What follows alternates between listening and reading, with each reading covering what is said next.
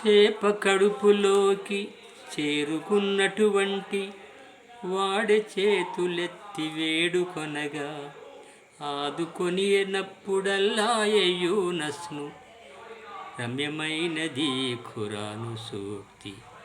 మరి పడవలో నుంచి సముద్రంలో పడిపోయాడు యూనస్ అనే ప్రవక్త. మరి ఒక పెద్ద చేప ఆయన్ని మింగింది.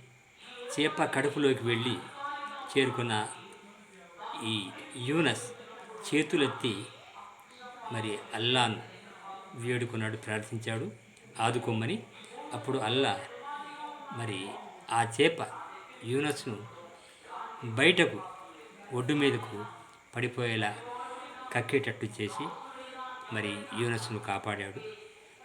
మరి